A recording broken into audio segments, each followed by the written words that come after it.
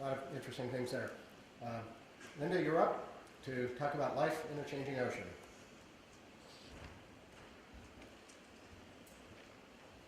Okay, I'm going to switch gears a little bit now and not talk about databases, but more about a new program that's developing that is building on the success of the Census of Marine Life. For those of you who are familiar with this program, it was a decadal discovery program that was funded by the Alfred P. Sloan Foundation. And it included over 500 institutions and donors from over 80 nations and 7 continents, and over 2,700 scientists working together to determine the diversity, abundance, and distribution of life in the ocean. Now, Life in a Changing Ocean has the goal of looking at biodiversity discovery and knowledge to support healthy and sustainable ocean ecosystems. So this is a program that wants to build and use the data from the census for the benefit of mankind and humankind. So it's a next generation science program that will apply the data from the census to key societal questions and problems. As with the census, it's not a primary source of science funds, but it seeks to network programs around the world. And what we've done is to cluster 3 major themes in a modular format so that each theme could proceed independently, given the necessary resources and interest. And finally, we hope to try to develop a secretariat that will network the themes and communicate findings. So we do have a pamphlet that describes the program in more detail, and you can access it at info@lifeinachangingocean.org. And there's also a science planning committee that formed at the end of 2010 as the Census of Marine Life ended and ushered in the decade, 2011, of biodiversity. And this is a science planning committee that includes Paul Snellgrove from Canada and Patricia Miloslavich as the co-chairs, as well as a host of other scientists, many of which have been involved in the original census and have a vested interest, including a Chinese representative, Jinzheng Li from the Institute of Oceanology in China. So as I mentioned, there are 3 main themes in Life in a Changing Ocean. These include biodiversity discovery in space and time, the who and the where of biodiversity, biodiversity and ecosystem functions and services, the why, and finally biodiversity and human exploitation, essentially when, how biodiversity is changing. So first I want to talk a little bit about biodiversity discovery in space and time. This is a theme that I'm a member of. I'm a co-chair for this theme. And what we'd like to do is expand biodiversity baselines and observations. Many of the results from the first Census of Marine Life were really snapshots in time or very specific to certain groups of organisms. What we really want to do with this new program is to break those barriers and include a wide range of organisms as well as spatial and temporal dimensions to their diversity. We also want to try to maximize global coverage and standardize protocols, as well as improve baseline knowledge regarding movements and distribution. There was the comment of our being in China and your microbes don't care whether you're in China or in some other country, but animals and some types of microbes also move around. And so the question is, how do those movements affect overall biodiversity?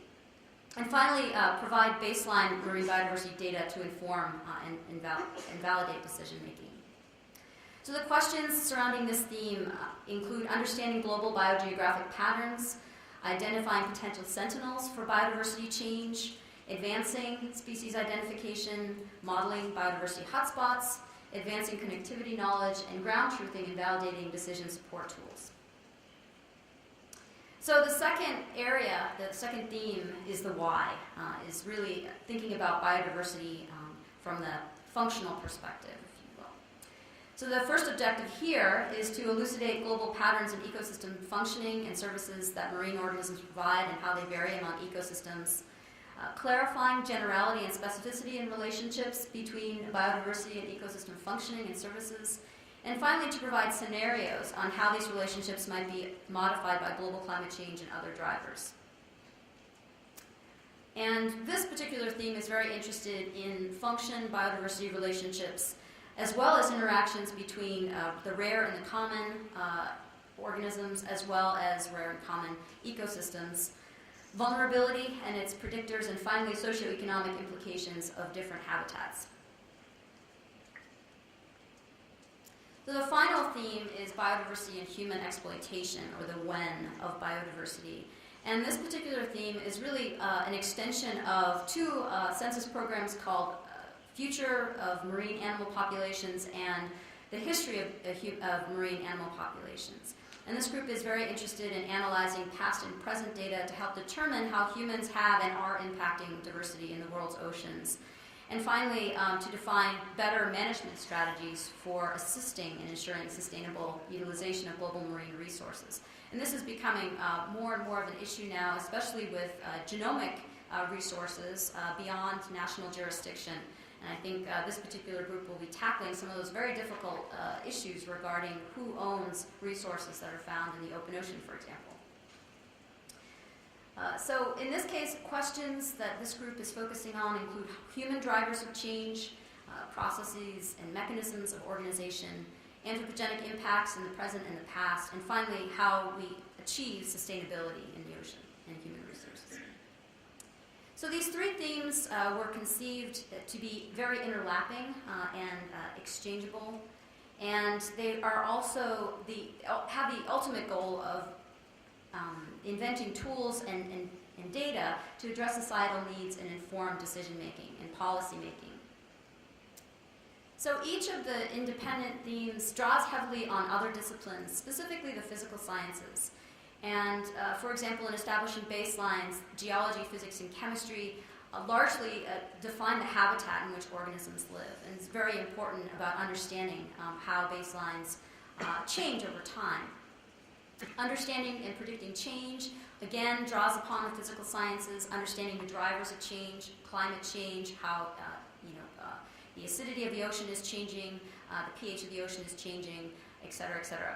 And finally, ecosystem functioning also draws upon the physical sciences in thinking about functions and how, for example, geochemistry is altering organisms, function of organisms, particularly things like microbes that are very intimately associated with the surrounding ecosystem.